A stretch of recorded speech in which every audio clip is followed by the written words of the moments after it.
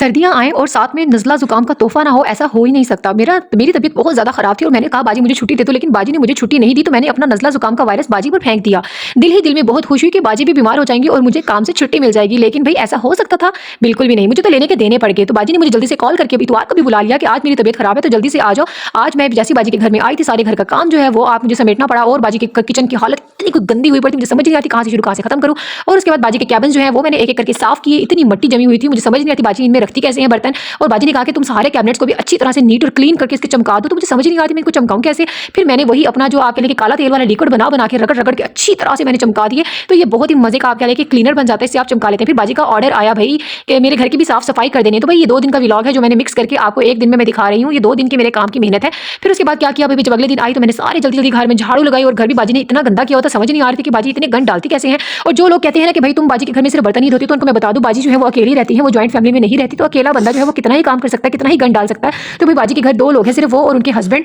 मतलब कि भाईजान, और भाईजान भी मोस्टली बाहर ही होते हैं, तो वो रात को ही घर आते हैं, तो घर में कितना गंद होगा।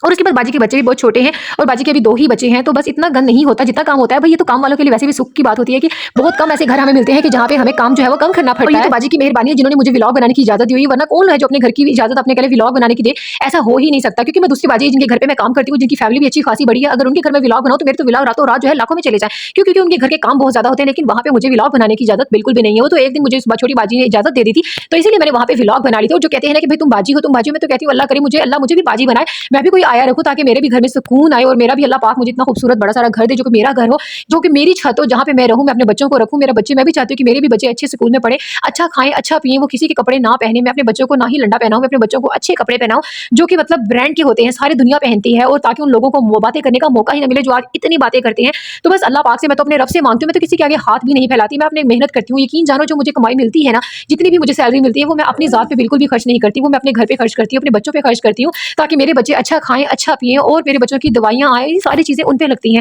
फिर भी लोग जो है वो इतनी बातें करते हैं, इतना दिल दुखाते हैं, ना जाने लोगों को दिल दुखा कर मिलता क्या है। ऐसे लोग आकर कमेंट्स करते हैं ना, जिनसे यकीन जानो दिल इतना दुखता है ना, कि फिर मैं सिर्फ अपने अल्लाह से कहती हूँ कि या अल्लाह, तो इनको इनकी कामों में इतना बिजी कर देना कि उनको कोई ऐसे किसी के अंदर नुक्ताचीनी करने के आपके लिए वक्त ही ना मिले। तो बस फिर भी मैं अपने रब का ढेरों ढेर शुक्र अदा करती हूँ, जिस अल्लाह पाक ने मुझे इतनी इज्जत दी, मुझे आगे भी इज्जत देगा। मिलते हैं नेक्स्ट व्लॉग में, तब तक के लिए अल्लाह हाफिज़।